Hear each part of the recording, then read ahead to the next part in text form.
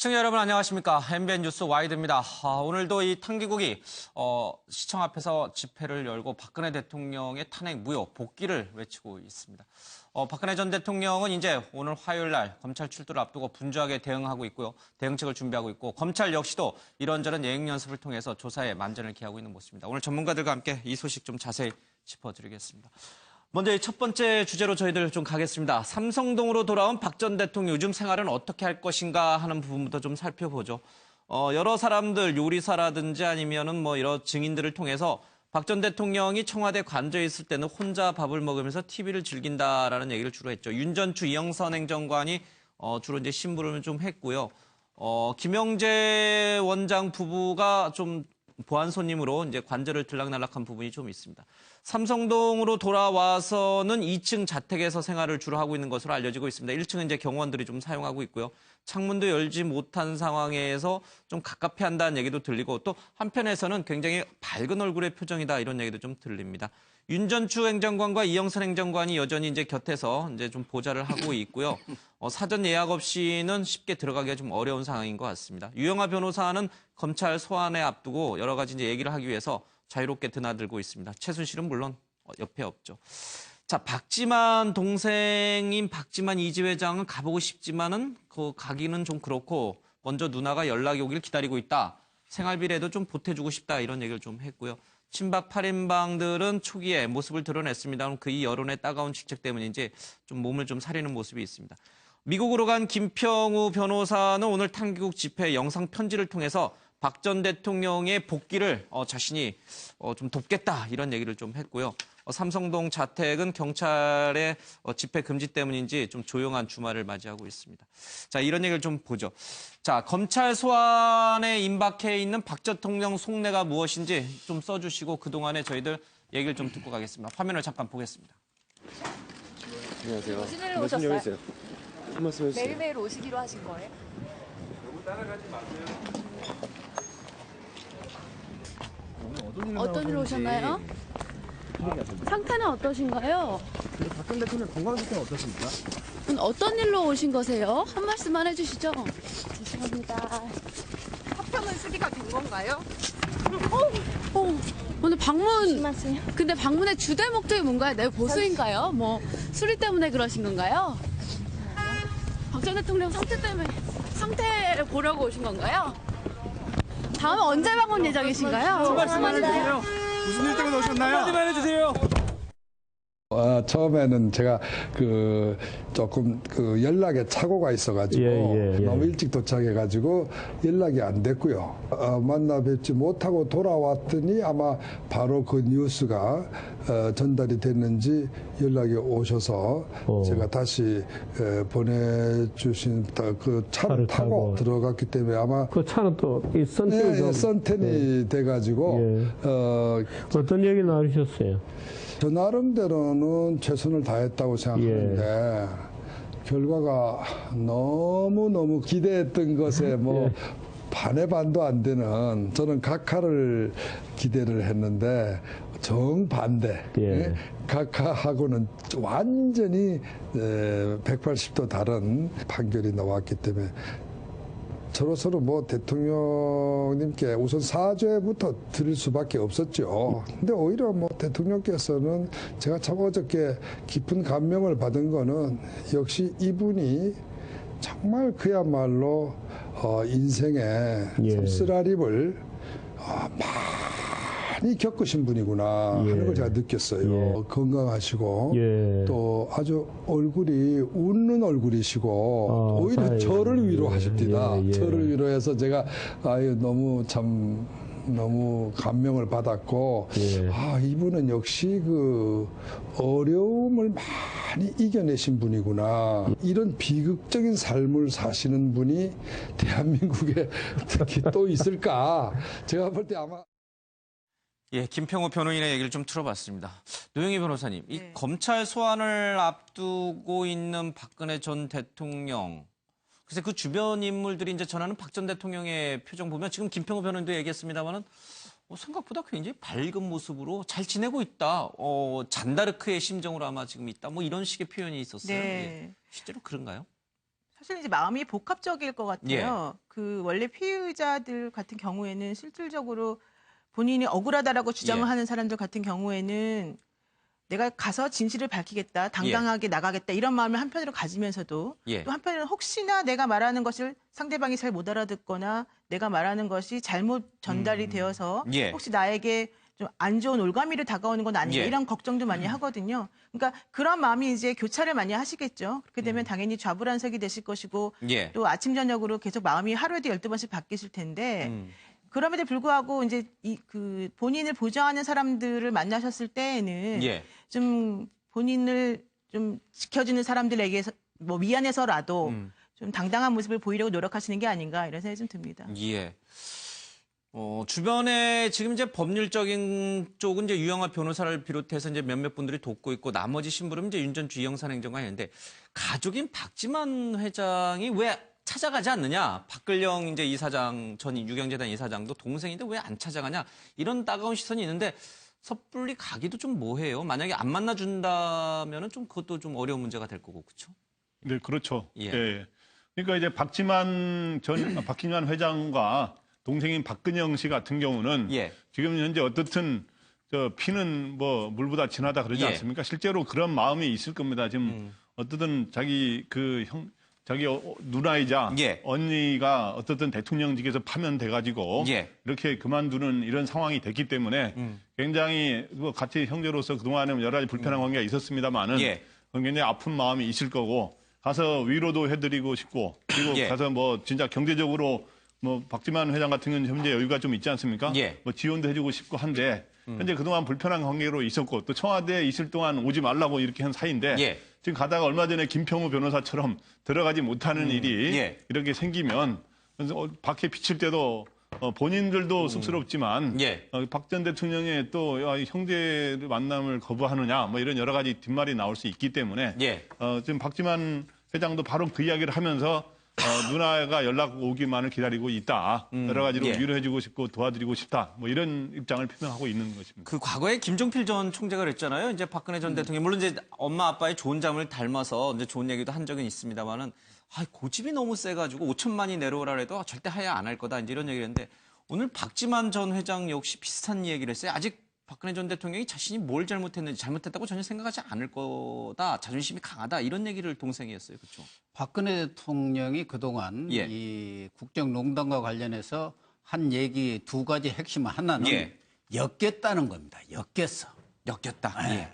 그걸 여러 차례 얘기했어요. 엮였다는 거. 또 하나는 불찰입니다. 불찰. 예. 그러니까 죄의 경중에 있어서 내가 무슨 죄를 진 게 아니고 예. 정말 좀 잘 주변을 더 살펴봐야 하는데 그것을 살펴보지 못한 것이지 내가 무슨 죄하고는 관계없다는 거고 예. 그러니까 엮였다는 건 뭡니까? 아무 잘못이 없는 자기는 순수하게 예. 나라를 위해서 또 경제 발전을 위해서 문화 융성을 위해서 했는데 이게 엮여가지고 검찰이라든가 특검 또는 야당 어떤 정치권 예. 이런 사람들이 기획을 통해서 어떤 그 약간의 뭐 음모적인 예. 그런 성격에 의해서 이 사건에 자기가 휘말렸다. 이런 농단 사건에 휘말렸다. 그런 인식을 예. 갖고 있으니까 지금 박지만 씨도 그 누나가 그런 인식에서 벗어나지 못할 것이다. 예. 특히 박지만 씨는 과거 유경수 여사 돌아가신 뒤로는 쭉 뭐 유경수 여사를 대신해서 영부인 역할도 했고 그 후에 어떻게 보면은 공주로서 평생을 살아온 분이니까 예. 죄의식이랄까 뭐 자기의 행동 자체에 대해서 뭐 이렇게 잘못했다 이런 인식이 거의 없는 분 아닌가 예. 그런 인식을 지금 드러낸 것이죠. 알겠습니다. 앞서 잠깐 김평우 이제 변호인 얘기를 잠깐 했는데 지금 미국 갔죠? 미국 근데 돌아가셨죠. 오늘 예. 저기 탄핵 기각 이제 반대, 예. 이제 탄핵 기각이죠. 예. 탄핵 기각을 위한 국민행동본부 측에 그 집회의 영상 메시지는 어떻게 보낸 거예요? 뭐 저도 정확하게는 알 수는 없습니다만 본인이 아마 미국으로 돌아갈 이유가 있었던 모양이죠. 예. 아마 LA에 아마 지금 집이 있는 모양입니다. 예. 그래서 상당히 오랫동안 지금 탄핵 국면 때문에 자신이 이제 박근혜 전 대통령을 예. 나름대로 옹호하고 보호하기 위해서 왔다가 예. 왜냐면 일단은 이제 탄핵 국면이 마무리되고 나니까 일단 아마 돌아가신 것 같은데 예. 그럼에도 불구하고 박근혜 전 대통령의 탄핵 부분에 대해서는 아직 그것이 잘못됐다. 그래서 오늘 뭐 영상 매체를 통해서라도 예. 이 박근혜 전 대통령을 반드시 복권시킬 것이라는 그런 의지가 강하기 때문에 예. 이 박근혜 전 대통령을 지지하는 분들이 오늘 또 장애 집회를 하고 있으니까 예. 거기에 대해서 나름대로 응원의 메시지를 어떤 식으로 전해야 되겠다. 네. 지금 요새 뭐 IT 기술이 워낙 발달된 상황이기 때문에 아마 집에서 뭐 여러 가지 이 간단한 그 촬영을 해서 그런 영상 메시지를 이 집회에다 보내지 예. 않았나 생각입니다. 지금 오늘도 사실 이제 시청 앞에 많은 분들이 이제 모였어요. 박근혜 전 대통령 탄핵에 반대하는 분들인데 이미 이제 헌재 판결은 나와 있잖아요. 결정은 돼 있는 상황에서 복권시키겠다라고 김평호 변호인도 얘기하고 아마 저 자리에 모이신 분들도 그렇게 얘기했는데 불가능하죠? 네, 뭐 현실적으로 불가능합니다. 예. 그것을 아마 그분들도 잘 알고 계실 거고요. 예. 그러나 이제 그분들 입장에서는 예. 최대한 자신들의 입장을 좀 예. 강하게 좀 아마 드러낼 필요가 있다 이렇게 생각하신 것 같고 예. 오늘도 뭐 변함없이 좀 많이 모이긴 했지만 한참 이렇게 그 탄핵이 임박 그 헌재 판결이 임박한 시점에 모였던 숫자보다는 분명히 많이 줄어든 것도 사실입니다. 알겠습니다. 그러나 이게 제일 중요한 것은 예. 법치국가입니다. 그 헌재 판결이 8대 0으로 예. 났습니다. 이 부분을 존중하고 예. 승복하는 것이 필요하다고 생각하고요. 사실은 박근혜 대통령이 승복을 하지 않기 때문에 오히려 지지하시는 분들, 탄핵을 반대해왔던 분들이 아마 또 박근혜 대통령의 승복하지 않는 예. 말하지 않음으로써 승복하지 않는 그 행동과 메시지에 예. 아마 영향을 받고 있는 것 같아서 저는 박근혜 대통령이 21일 날 검찰 출두하시면서 예. 이 최소한 그러니까 국민으로서의 이제는 뭐 그래도 승복해달라? 예, 승복하는 그런 메시지를 예. 내놔야 된다고 생각합니다. 대통령을 4년이나 하신 분인데. 알겠습니다. 자, 박근혜 전 대통령 검찰 소환을 앞두고 이제 첫 주말을 보내고 있습니다. 탕기국 이제 집회하는 모습도 봤을 거예요. 이제 과거만큼 뭐 사람 많이 모이지 않았습니다만 그래도 제법 많은 사람들이 모여서 자신을 지지하는 모습도 봤을 것이고 그러나 닥쳐 있는 현실은 이제 검찰 수사라는 이제 엄청난 것을 이제 맞닥뜨려 있는 현실이니까 지금 박 전 대통령 마음이 어떨까요? 앞서 이제 잠깐 쓰셨죠. 이제 한 분씩 좀 들어보겠습니다. 우리 이재경 우리 교수님부터 좀 먼저 들어볼까요? 지금 박 전 대통령 마음이 어떨까요? 이 탕기국 집회도 봤을 거고 그러나 뭐 딱히 그분들이 도움이 될 수 있는 건 아니니까 현실적으로. 아마 손범규 그 대리인단 변호사를 했던 분이 그런 얘기를 하죠. 예. 사실은 뭐 여러 가지 구속에 대한 가능성까지도 여러 가지를 가지고 검토하고 있다고 했고 예. 아마 그 유영하 변호사가 뭐 거의 매일 들어가서 얘기를 한다고 하는 걸로 보면 이제 소환도 응하겠다고 하셨잖아요. 예. 그럼 21일이면 이제 내일 모레인데 월요일에 예. 여기에 대한 대비를 하실 텐데 아마 가장 그 집중적으로 신경 쓰는 부분은 결국 이게 재판은 불가피하고 재판을 받아야 될 텐데 예. 불구속 상태에서 받느냐, 구속 상태에서 받느냐 엄청난 또 차이가 있을 겁니다. 예. 근데 아마 당신 그 박근혜 전 대통령 입장에서는 구속되는 상황을 상상하기 싫을 거예요. 예. 그러니까 그것은 아마 살아온 그 인생의 경험과 과정을 보면 예. 뭐 엄청난 충격이 올 수도 있기 때문에 어떻게 하든 검찰 조사를 잘 받는다고 하는 말은 예. 본인의 억울함을 잘 호소해서 잘 받아서 불구속 상태에서 예. 재판의 무죄 다툼을 이어가겠다. 요거에 대한 고민이 지금 현 단계에서 가장 크다. 깊은 속내가 예. 아닐까 저는 그렇게 일단 재판은 피할 수 없으니 불구속 상태에서 받는 최선의 방법을 찾는 것이 가장 좋다. 노 변호사님, 네. 지금 김경진 국민의당 수석대변인 얘기로는 99% 구속영장 발부될 것이다라고 하는데 이제 화요일날 조사받고 바로 구속영장 발부될 거라고 하는데 우리 지금 이재경 교수님 말씀은 박 전 대통령 측에서는 불구속적으로 전략을 짜서 재판을 받을 수 있도록 환경을 조성할 거라고 하는데 구속 가능성과 불구속 가능성 어떻게 보세요? 이제 그게 뇌물죄가 인정이 되느냐 안 되느냐에 따라서 예. 달라져요. 네, 지금 현재 만약에 뇌물죄가 인정이 된다 그러면은 예. 그 삼성 이재용 부회장이 뇌물을 공여한 혐의로 지금 구속이 되어 있는데 그보다 훨씬 더 중한 형의 예상되어 있는 박근혜 전 대통령이 예. 구속이 되지 않는다 그러면 사실은 이게 법리적으로 좀 맞지가 않거든요. 예. 그러니까 형평에도 맞지 않을 뿐더러 사실상 주범인 사람은 아무런 그 구속을 당하지 않고 예.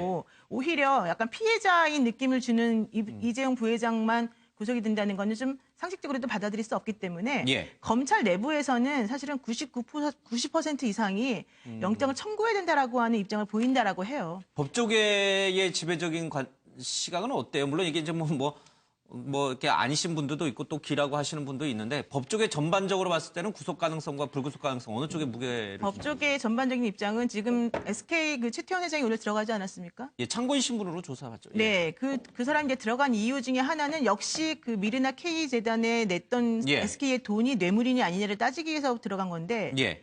사명과 뭐 이렇게 거래가 있었는지 그것도 결과적으로는 그 결과를 들여다보고 난 다음에 박근혜 전 대통령의 뇌물죄가 한 번 더 가중적으로 인정이 되느냐 마느냐의 결론이 나오는 거거든요. 예. 그래서 그런 결론들을 다 모아 보았을 때 혐의가 만약에 있다라고 판단이 된다면은 아마도 본인들이 그동안 강요죄로 했던 것을 공소장을 변경하면서까지라도 예.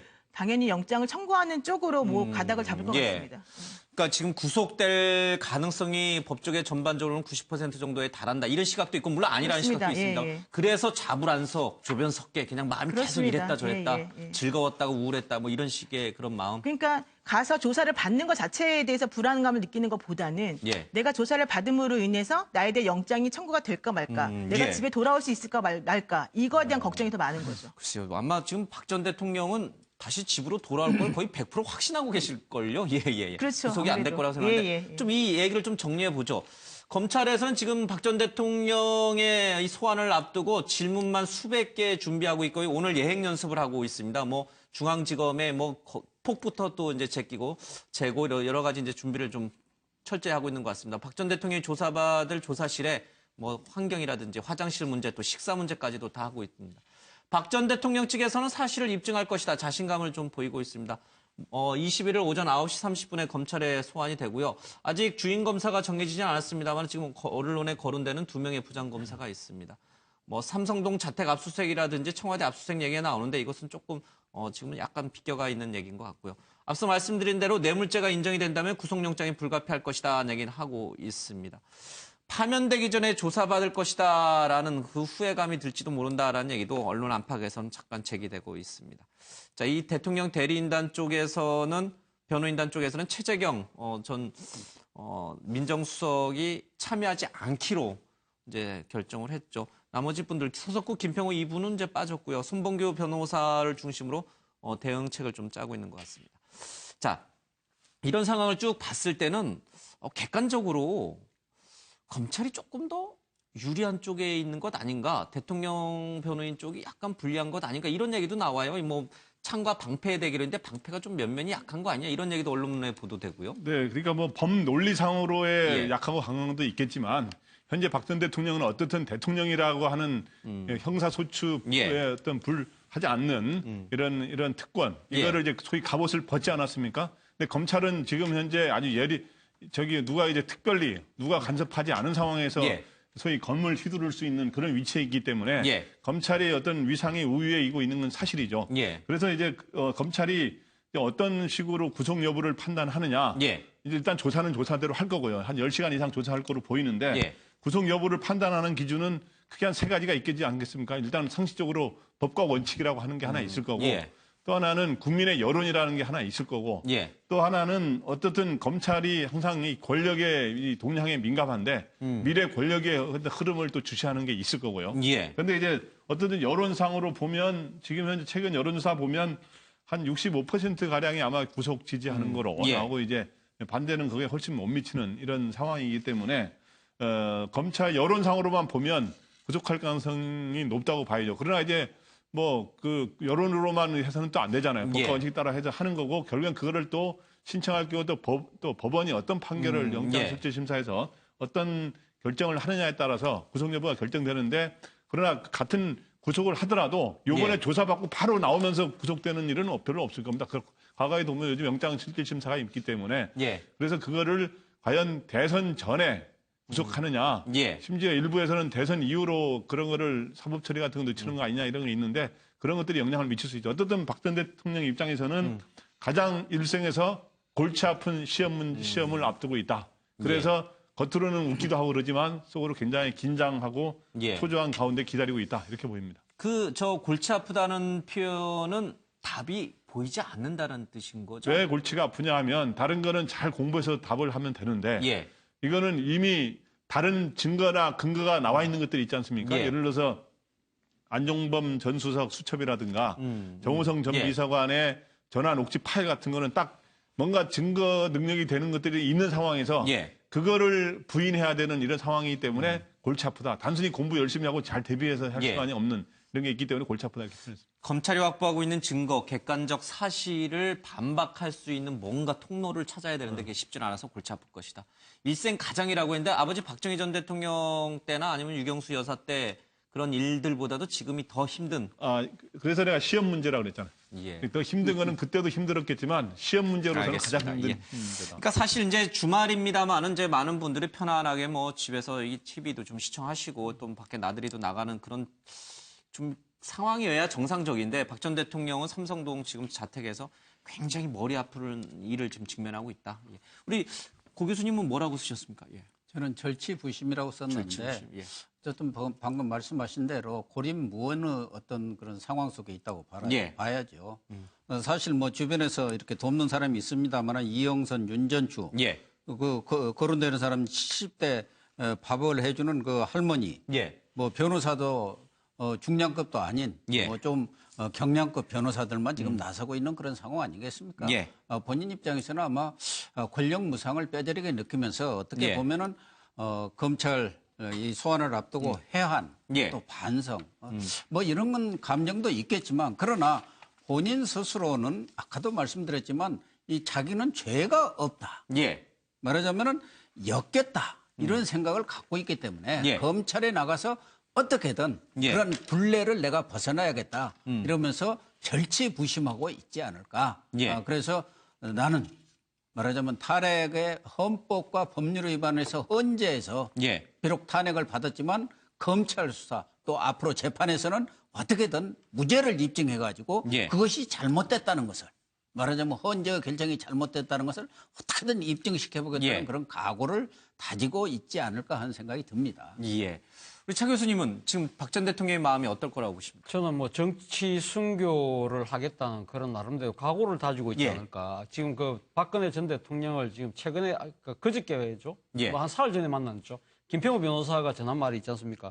생각보다 상당히 건강하고 웃는 모습이고 오히려 자신이 위로를 받았다고 이야기할 정도니까 일종의 마음을 비우고 있는 상태가 아닌가. 그렇다고 한다면 이런 그 형사 재판에서 지금 이제 임하는 그런 형사 피의자의 심정하고 좀 달라 보인다.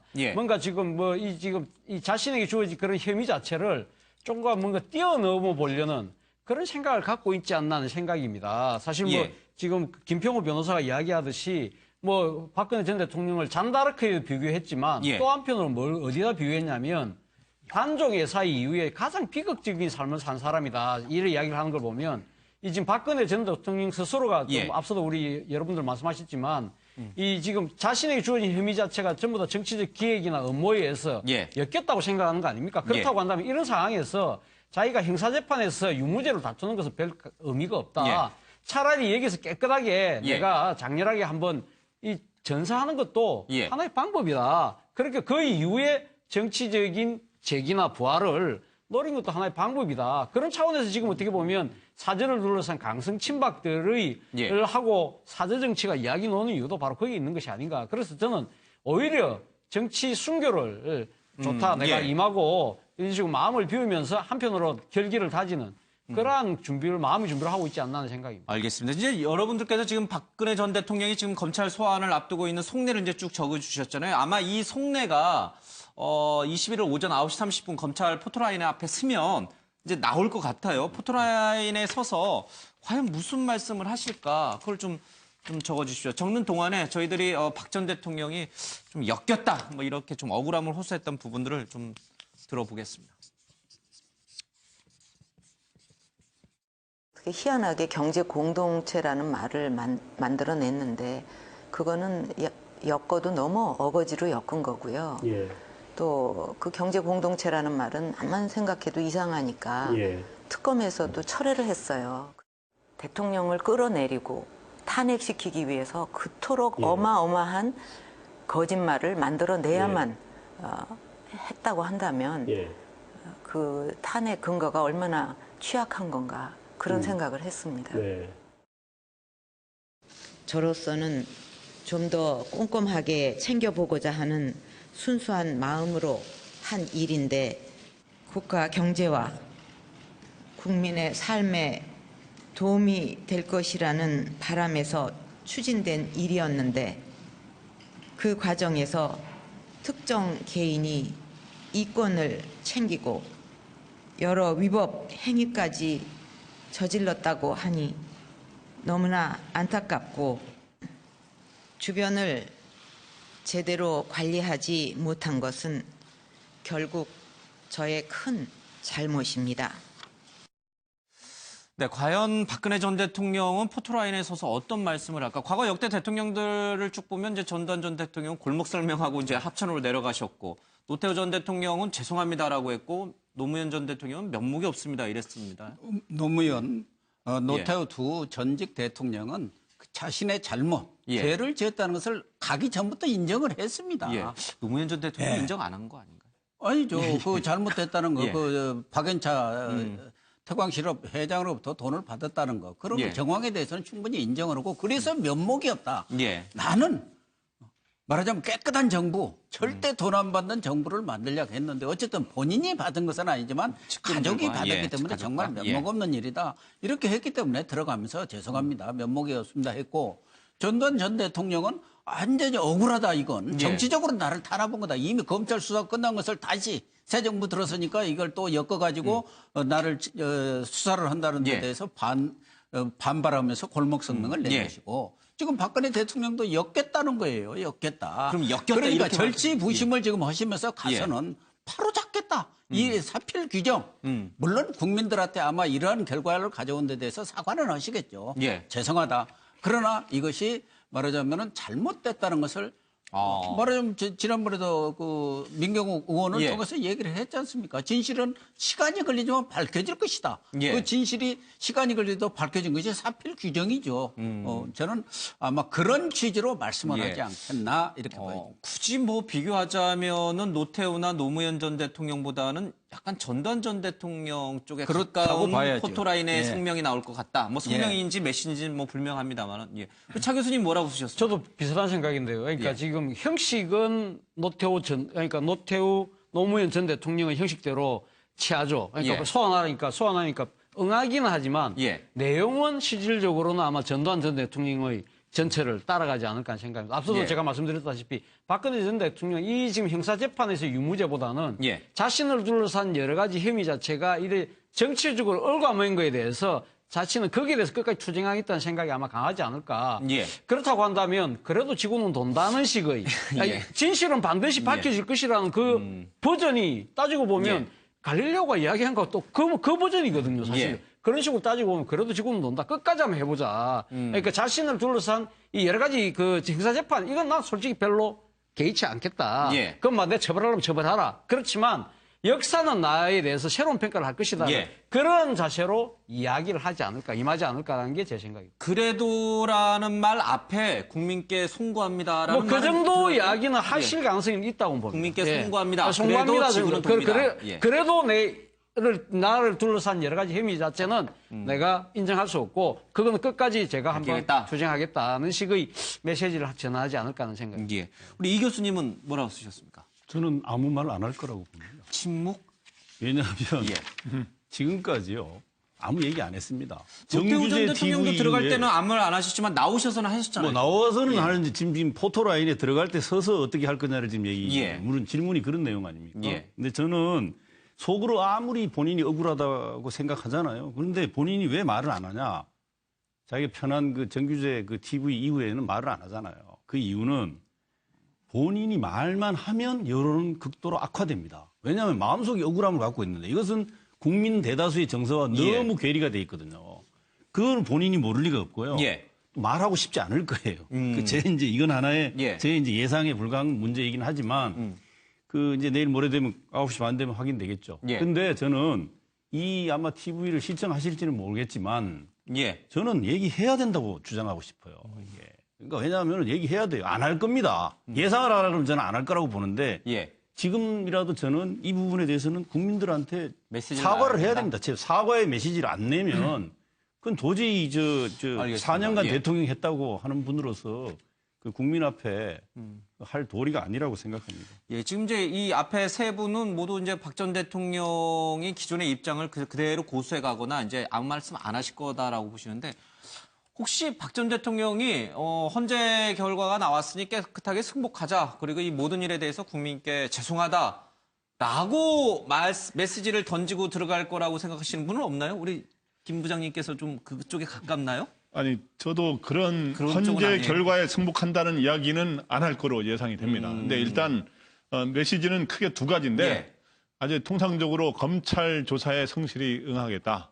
그건 쭉 여태까지 해오셨지만 지키지 않으신 최근에 거고. 이제 예. 최근에 변호사들 통해서 한 거고. 예. 그다음에 삼성동으로 들어오면서 한 말처럼 시간이 걸리겠지만 진실은 반드시 밝혀진다 이런 말을 하지 않았습니까? 예. 이 대변인을 통해서. 그렇기 때문에 진실을 반드시 밝힐 것이다. 예. 라고 하면서 뭔가 이제 이 혐의를 부인하는 듯한 그런 입장을 밝히는데 그럼 검찰 수사에는 왜 응하느냐?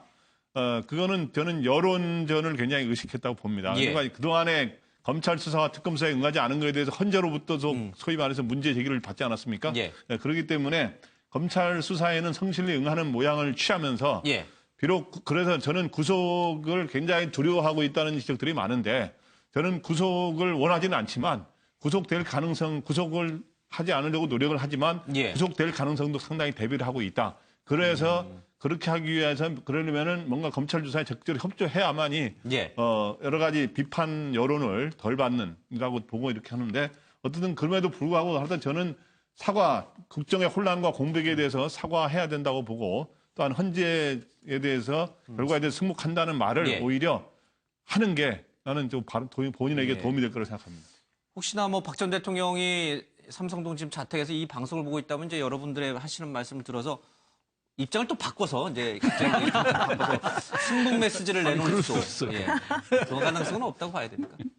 네, 그래서 그럼에도 불구하고 하여튼 헌재 결과를 공식으로 뭐 자기가 수용한다, 예, 그런 메시지는 없을 것이다. 하지는 예. 않을 거로 보입니다. 아무리 이제 여러분들께서 얘기하셔도 이제 안 바뀌실 겁니다. 노 변호사님은 가면서 답이 똑같네요. 두 예, 분 뭐 컨닝을 좀 하시는 거예요. 예, 예. 진실을 밝겠다, 성실히 조사한다. 예. 아마도 그 특검이나 검찰에서 조사를 받았더라면 얼마나 좋았을까 이런 생각을 지금 정말 깊이 하고 계실 것 같아요. 왜냐하면 그때 받았더라면은 포토라인 서지도 않았을 것이고 예. 그때는 오히려 본인이 그냥 부인하거나 모든 예. 것에 대해서 그 얘기하는 것이 그대로 그냥 조세에 적혀서 예. 뭐 더 추궁을 심하게 당하지 않을 가능성이 훨씬 많았거든요. 예. 근데 지금은 이제 사인이기 때문에 검찰 수사에 응하지 않을 수도 없는 것이고 또 본인이 이제 탄핵이 되어서 파면까지 된 상황에서는 할 수 있는 게 이제 결과적으로는 명예회복하려면은 무죄 나오는 수밖에 없는데 예. 그것은 사실 좀 현실적으로는 그러니까 좀 일어나기 어려운 문제다라는 식으로 좀 생각을 조금은 했을 수도 있을 것 같아요. 그래서 지금 많이 괴롭겠지만 그럼에도 불구하고 그 본인이 삼성동 자택에 들어가시면서 진실은 결국 밝혀질 것이다라고 말을 하셨고 예. 또 특히 그 유영하 변호사하고 손범규 변호사가 수사를 받으면서 그 정확하게 사실관계를 밝히겠다라고 말을 했기 때문에 예. 아마 그런 부분에 있어서는 당연히 진실을 밝히겠다라고 하는 각오를 한 번 더 하실 것 같고요. 근데 중요한 건 형사 재판에 임하는 혹은 검찰의 조사를 받기 위해서 들어가는 피고인이나 피의자들 같은 예. 경우에는 본인이 설령 죄가 있다고 조금 마음속에 조금 느낀다 하더라도 그런 것들을 포토라인에 있어서 말하지 않아요. 그러니까 아마도 그동안에 그 박근혜 전 대통령의 성격도 그러겠지만은 자존심이 무척 세신 분이고 예. 또 본인은 되게 억울하다고 생각하시기 때문에 뭐 미안하다, 송구하다 이런 말은 안 예. 하실 것 같고 대신에 진실을 밝혀서 나를 지지해준 사람들에게 떳떳하게 돌아가는 모습을 보여주겠다. 이런 각오를 좀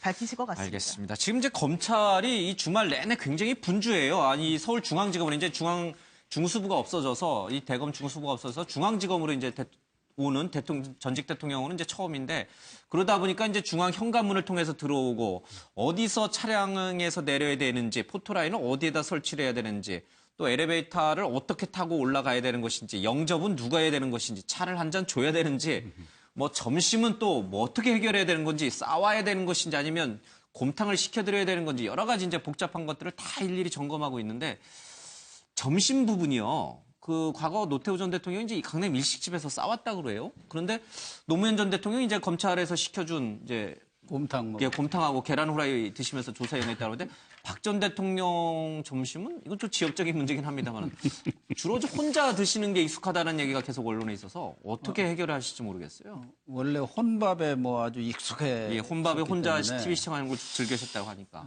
또 예.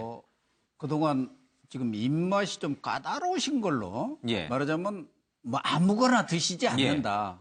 그래서 저는 그 70대 박근혜 전 대통령을 그동안 청와대에서 쭉 4년 동안 입맛을 맞춰오신 그 70대 할머니가 도시락을 싸주지 않을까. 도시락 같은 걸. 뭐 본인이 들고 오시지는 않겠지만 누가 뭐 갖다가 이렇게 그 집에서 먹는 것과 비슷한 그런 반찬이라든가 그런 음식으로 해서 도시락을 하나 이렇게 싸보내지 않을까 그런 생각이 듭니다. 저 화면에 나오지만 노태우 전 대통령도 점심은 일식에 도시락을 음식점에 시켜 먹었지만 저녁은 집에서 만든 주고를 배달받아가지고 드셨다고 그러니까 고 교수님 말씀처럼 아마 집에서 아마 그 해주는 가사 도우미가 오랫동안 하신 분이 계시니까 입맛도 잘 알고 하니까 그분이 준비해서 보내줄 가능성도 있겠죠. 알겠습니다. 뭐 식사 장소 또 이제 혼자 식사하는 걸 즐긴다고 하니까 검찰이 이제 그런 부분도 또 배려를 해야겠죠. 아무리 뭐 피의자 신분이긴 합니다만 전직 대통령이니까 그런 부분 뭐 또 화장실 부분 뭐 여러 가지를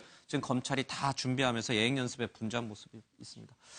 자, 문제는 이제 우리 5분께서 다 말씀해 주신 대로 박 전 대통령이 13가지 혐의에 대해서 순순히 인정하면 빠른 속도로 이제 끝나겠습니다만 그렇지 않고 진실을 밝히겠다. 아니다, 모른다, 기억이 안 난다 이런 식으로 부인하게 가면은 굉장히 이제 검찰로서도 당혹스러울 수밖에 없고 이제 조사 기간이 시간이 길어질 수밖에 없는데 그래서 그런지 몰라도 박근혜 전 대통령이 계속 부인하실 경우에는 검찰로서도 비장의 카드를 꺼낼 수밖에 없지 않겠습니까? 뭐 안종범이라든지 최순실이라든지 여러 가지 이제 정황 증거라든지 이런 것을 들이대고 또 대지신문까지도 제시하지 않겠느냐 이런 얘기를 좀 하고 있습니다. 박근혜 전 대통령과 최순실 씨가 만약에 대지신문을 한다면 서로에게 무슨 말을 할까 좀 적어주시고요. 최순실에 대한 박 전 대통령의 과거 얘기 잠깐 듣고 이 문제 좀 짚어보겠습니다. 춘추관에서도 밝혔듯이 그 몇십 년 된 그런 그 지인이다. 그렇다고 해서 지인은 지인이지. 지인이 다 아는 사람들이 있지 않습니까? 어떻게 하다 보니까 오랜 세월 아는 사람도 생길 수 있고 그런데 그렇다고 뭐 지인이 피청구인이 문화융성이라는 얘기를 하고 증인이 문화체육이라는 얘기를 합니다. 기억하세요? 아니 기억 이거 안 굉장히 나시죠? 의도적인 질문인 것 같은데 제가 무슨 국정을 대통령이랑 상의를 해서 이끌어가는 식으로 얘기를 하시는데 저희는 어떤 경우에도 단순 의견만 필요했지 전체를 끌고 가거나 그럴 생각도 없고 그럴 이유도 없습니다. 증인. 아까 그 물어보시지 않았습니까? 증인, 제가 그렇게 얘기한 적 한 번도 없습니다. 지금 물어보셨지 않습니까? 그렇게. 아닙니다. 그렇게 물어보질 않고 있습니다. 이건 정말 억울합니다. 저는 정말 이게 재판장님 여기 다 계시지만 아직 취임사 문건에 대해서 물어보고 있는 겁니다. 취임사 문건도 제가 얘기하지 않았습니다. 제가 물어볼게요. 전두환 시절에 그때 많이 핍박을 많이 받으셨는데 그때 굉장히 마음을 힘들게 가지셔서 거의 가택에서 계셨기 때문에 그때 많은 위로를 좀 편지로나 뭐 이런 걸 많이 해드린 적이 있습니다. 제가 곁에서 떠나지 못했던 이유도 챙겨주실 분도 사실 옆에 다른 분들은 안팎에 다 계시니까 그렇지만 마땅히 없었고 또 본인이 필요한 이런 개인적인 거나 이런 거를 해주실 분이 없어서 정말 제 나름대로는 충신으로 남고자 이렇게 했는데 결국은 이런 오명을 쓰고 또 이렇게 무리를 일으킨 데 대해서는 정말 죄송한 마음이 듭니다. 예, 박 전 대통령과 최순실 씨가 만약에 검찰 조사에서 대질심, 그 가능성은 그렇게 높진 않다고는 합니다만 만약에 혹여나 박 전 대통령이 계속 부인했을 경우, 혐의 부인했을 경우 이제 아마 대질신문까지도 생각해 볼 수 있는데 글쎄 서로 얼굴 보면 무슨... 저는 우선요, 이게 아마 대질신문 자체는 아마 성사가 우선 안 됩니다. 제가 보기에 현실적으로 실현 가능성은 매우 낮고요. 검찰이 이제 계속 박근혜 전 대통령이 부인을 하면 안종범 수첩도 사실은 그 중요한 수사 증거임에도 불구하고 이건 뭐 법조인들이 말하는 전문 증거의 성격을 띠고 있기 때문에 부인하고 할 거고 최순실하고는 대지는 안 할 것이고 그런데 문제는 제가 볼 때 정호성의 녹취록은 있지 않습니까? 본인 목소리가 나와요. 그거를 들이밀 때 어떤 태도를 보일까가 사실 되게 아마 제가 볼 때는 흥미로운 대목일 거고. 그러면 정호성 비서관을 대기시킬까요, 검찰이? 대기시킬 필요도 없죠. 왜냐하면 녹취록 자체가 본인 목소리가 나올 거 아니에요. 통화를 한 내용이 뭐 그 정호성의 녹취된 그 결과를 틀겠죠. 검찰이. 그 부분이고요. 나머지 부분은 본인이 제가 보기에는 아마 그 대부분 부인하고 뭐 선의로 했다. 나는 그런 지시를 한 적이 없다. 이게 예상되는 답변이거든요. 지금까지 과정에서 크게 아마 안 벗어날 겁니다. 무슨 갑자기 승복하는 마음으로 대국민 사과를 진심으로 하고 이런 부분을 기대하기는 상당히 어렵다고 봤을 때 대지신문이 성사 안 된다고 해서 검찰에서 원하는 증거를 팩트 체크를 증거를 확인하지 못하는 것도 아니지 않습니까? 그건 충분히 검찰 자체가 준비해놓은 수백 개의 질문을 가지고 예다 아니다 피하든 이런 것도 다 증거로서 작용을 할 거라고 봐서 제가 보기엔 대질신문은 어렵지만 충분히 검찰은 갖고 확인할 수 있는 충분한 준비를 갖고 있다 이렇게 보입니다. 과거 노무현 전 대통령 때 이 검찰 쪽에서 박연차 태광실업 전 회장하고의 대지신문을 추진하려고 했었는데 이 노 전 대통령 측에서 그건 전직 대통령에 대한 예우가 아니다라고 해서 이제 대지신문이 이루어지지 않았어요. 지금 박 전 대통령에게도 그런 전직 대통령에 대한 뭐 예우 그런 부분을 뭐 신경 쓸 수밖에 없으니까 최순실 씨를 굳이 안 보겠다라면 강제로 검찰이 보게 할 방법은 없잖아요. 그렇죠? 그렇죠. 대질신문 같은 경우에 만약에 그 서로 상대방들끼리 원하지 않고 그것이 이렇게 큰 실익이 없다라고 판단을 하게 되는 경우에는 굳이 안 하거든요, 요즘에. 그러니까 아마도 박근혜 전 대통령 같은 경우에도 대질신문에 응하지 않겠다고 말을 할 가능성이 높고 검찰도 무리하게 계속해서 그걸 추진하지는 않을 것 같아요. 왜냐하면 뭐 그래서 실익이 별로 없으니까. 근데 이제 만약에 그럼에도 불구하고 만약에 대질신문이 이루어진다면 그동안에 우리 박 전 대통령 같은 경우에는 최순실 씨가 그렇게 사익을 추구하는 걸 전혀 몰랐다라고 얘기를 하셨기 때문에 본인이 억울하다라는 것을 오히려 밝히는 기회를 생각하셔서 왜 그랬었어요? 나한테 말도 안 하고 왜 그렇게 불법이나 위법을 저질러서 이 지경을 만들었어요? 라는 뉘앙스로 아마 말씀을 한마디 정도 하실 것 같고 최순실 씨 같은 경우에는 어쨌든 본인은 혐의 사실을 부인하고 있긴 하지만 결과적으로는 자기 때문에 대통령이 파면당했다라는 것에 대해서 죄책감을 느끼고 있다고 그 변호인들이 말하고 있으니까 죄송하다 이런 정도의 말을 하지 않을까 생각합니다. 근데 지금 박 전 대통령 입장에서 보면은 당연히 뭐 최순실 씨를 얼굴도 보기 싫겠죠. 목소리도 듣기 싫고. 그러나 또 거꾸로 생각해 보면 말씀하신 것처럼 이 모든 거는 최순실 씨가 나 몰래 사익을 추구하는 과정에서 생겼다고 지금 박 전 대통령 측에서 주장하니까 그 억울함을 풀어줄 수 있는 또 유일한 사람이 또 최순실이잖아요. 그러면 오히려 최순실 데려와라. 한번 물어보자. 나에게 이렇게 사익 추구하는 걸 나에게 말하고 이렇게 한 건지 아니면 나 몰래 이렇게 한 건지 우리 최순실한테 한번 물어보자. 이렇게 나올 수도 있잖아요. 그거는 이제 변호인들이 어떠한 전략을 선택하느냐에 따라서 좀 달라집니다. 만약에 지금 말씀하시는 것처럼 나에게 결과적으로 유리한 말을 해줄 사람은 오로지 최순실밖에 없기 때문에 사실은 이 사람을 불러서 내가 뭔가 소명할 기회를 얻는 것 자체가 매우 중요하다라고 판단을 하게 되면 지금 말씀하신 것처럼 그렇게 오히려 적극적으로 요청할 수도 있어요. 그러나 보통 경우에 뭐 최순실 씨나 박근혜 전 대통령이나 결국 부인하고 있어도 검찰에서는 그런 거는 아랑곳하지 않고 재판을 진행하려고 노력을 하고 있기 때문에 별로 실익이 크지 않다라고 볼 수도 있습니다. 알겠습니다. 우리 김 부장님께서는 저도 그래서 원래 박 전 대통령이 대질신문을 거부하면 검찰에서 강제로 추진하기는 어렵죠. 그런데 박 전 대통령이 의외로 자기의 결백을 입증하는 하나의 수단으로 활용하려고 또 그동안 오랫동안 못 봤으니까 얼마나 좀 안타깝겠어요. 또 보고 싶은 마음도 있고 그래서. 보고 싶어 하지 않아요. 모르겠어요. 상상력이 너무. 그래서 대질신문을 요청할 가능성도 완전히 배제할 수는 없다고 봐요. 그래서 만난다고 우리가 하나의 상상을 한번 전제를 한다면 저는 이렇게 할 거로 봅니다. 그러니까 어차피 자기는 혐의를 벗으려는 입장이기 때문에 운명이다 하면서 화를 내지는 않는 거예요. 이렇게 된 건 운명이다라는 식으로 한 뒤에. 근데 두 재단 운영이 너무 오버했다. 그건 당신이 오버한 거다. 라고 이렇게 하면서 문제를 자기는 그 좋은 취지로 국정 운영을 위한 좋은 취지로 했다는 거 아닙니까? 그래서 이제 경계의 담장이 무너졌다 그랬으니까 당신이 오버한 거다 이렇게 지적을 할 거고. 그러면 이제 최순실 씨는 죄송해요. 어쨌든 파면이 된 건데 죄송하다는 말을 했잖아요. 어저께 예. 재판에서도. 그러니까 죄송해요. 이렇게 하는데 또 자기의 잘못은 또 인정하지 않아야 하면서 빠져나가야 되니까 예. 제가 아랫사람들 관리를 잘못해서 이렇게 됐습니다. 예. 죄송합니다라고 반복하면서 책임을 고영태와 그 측근들한테 넘기는 식으로 이런 서로 전략을 펼 거로 보입니다. 모르겠습니다. 이제 최순실 씨에 대한 재판도 진행되고 있고 뭐 박 전 대통령에 대한 재판이 갈지 안 갈지 모르겠습니다. 두 분이 다시 얼굴을 마주할 기회가 있을지 없을지도 지금으로서는 불투명해요. 그렇죠? 뭐 최순실 씨가 만약에 무기징역이 나오면은 박 전 대통령이 굳이 뭐 면회 가겠습니까? 그렇죠? 그런 상황을 보면은 글쎄요. 앞으로 두 분이 만날 수 있는 기회가 있을지 없을지는 잘 모릅니다. 어쨌든 이런 식의 얘기를 할 거다. 예. 고 교수님. 저는 뭐 유구무원일 거라고 생각을 하지만 속마음을 제가 적어놓은 겁니다. 속마음. 겉으로야 저렇게 얘기. 욕심이 과했어요.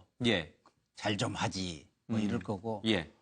최순실은 속으로 저 혼자 먹고 살려고 했나요? 고영태 그놈 때문에 속으로는 뭐 그러시지 않겠나 그러지 않겠나 하는 생각이 듭니다. 이 유구무원을 이렇게 나눠놓으신 건가요? 유구 그러니까 대통령은 할 말이 있다. 그러나 최순실은 할 말이 없다 이런 뜻인가요? 예, 알겠습니다. 고영태하고 뭐 지금 변호인들에 따르면 뭐 미래하다가 저렇게 지금 사안이 불거진 거 아닙니까? 그럼 뭐 무슨 할 말이 있겠습니까? 대통령이야 할 말이 많으시죠. 최순실에 대해서. 아까 좀 잘 좀 하지. 그 꼬리가 잡히지 말아야지. 이렇게. 근데 이 대목에서 한 가지 지난주에 나왔던 한 언론 보도를 좀 확인해 봐야 되는데 그때 나온 얘기가 최순실이 독일에 가 있을 때 한국이 좀 잠잠해지기 전까지는 들어오지 말아라라고 윗선에서 연락이 왔다라고 이제 그 관련자가 그렇죠? 그렇죠. 증언을 한 게 있었죠. 독일에 왔던 분한테 그래 그 자기가 이야기를 했다는 거 아닙니까? 그때가 언제냐고 한다면 그 최순실 씨가 그때 나간 게 9월 초지 않습니까? 그런데 9월 20일 날 이 한겨레 신문에서 자신의 이름이 드디어 이제 지면에 떠오르고 그런 거 여러 가지 과정 속에서 그때 이제 아마 그 사람을 만났던 것 같아요. 만났을 때 아마 박근혜 전 대통령 쪽에 이게 좀 위라는 게 아마 박근혜 전 대통령을 아마 지칭하는 것으로 보이는데 잠잠할 때가 들어오지 마라. 그때만 하더라도 사실 뭐 그런 이야기가 상당히 나름대로 개연성이 있다고 보는 것이 이 10월 24일 날 대통령이 국회 시정연설하러 예산안 설명하러 나와서 뭐라고 이야기했습니까? 개헌을 이야기하지 않았습니까? 그래서 만약에 그날 저녁에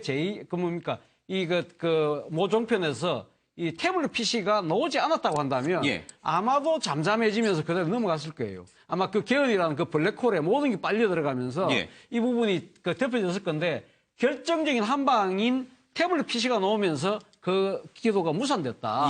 그렇다고 한다면 최순실 씨가 이야기했던 그 이야기는 상당히 진실일 가능성이 높다고 봐야 되겠죠. 근데 이 얘기를 왜 제가 이제 꺼냈냐면은 지금 박 전 대통령하고 최순실 씨가 이것도 뭐 최순실 씨는 뭐 그런 일이 없었다라고 이제 부인하고 있으니까 그런 또 별개로 저걸 확인을 해봐야겠습니다. 저 말이 맞다면은 정말 저렇게 윗선에서 연락이 간 게 맞다면 박 전 대통령과 최순실 씨는 이 사건이 불거진 이후에 그동안 수시로 이제 차명폰을 통해서 얘기를 해왔어요. 그러다 보니 너 왜 그랬냐? 왜 너 나 몰래 왜 그렇게 뒷돈을 챙겼냐? 뭐 사익을 추구했냐? 이런 얘기는 이미 그 전에 충분히 하셨고. 충분히 했을 가능성이 높죠. 그러니까 지금 이제 대질 조사에서는 굳이 그런 얘기를 또 다시 그래서 저는 만약에 저는 대질 자체가 이루어지지 않을 거라고 봅니다. 왜냐하면 대질이라는 건 서로의 그 증언 자체가 엇갈릴 경우에 진실을 다투기 위해서 하는데 지금 두 사람 다 혐의를 부인하고 똑같은 이야기를 하고 있는데 대질을 실익이 별로 없잖아요.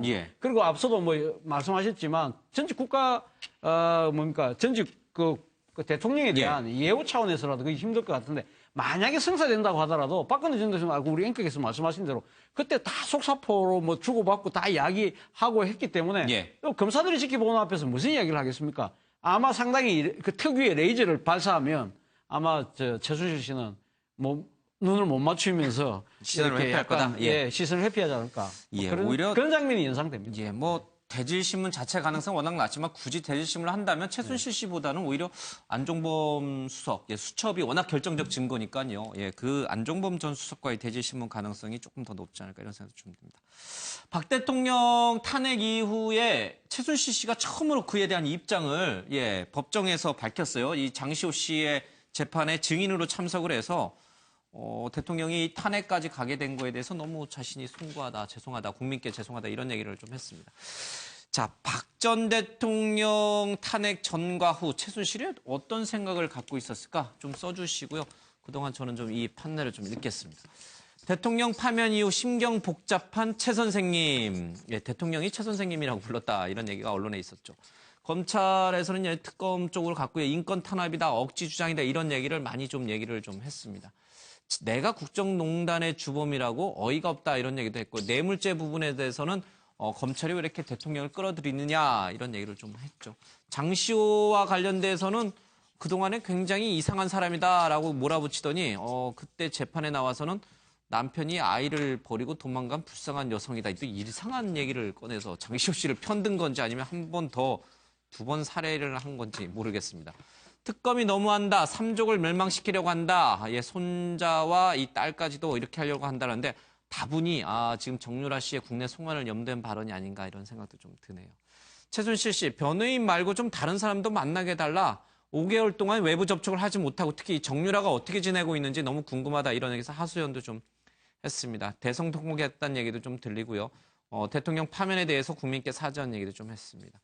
유라 자신의 딸 유라 씨는 아무 죄가 없다 이런 얘기도 좀 했네요. 최순실의 얘기 좀 듣고 우리 4-5분이 쓰신 얘기를 좀 보겠습니다.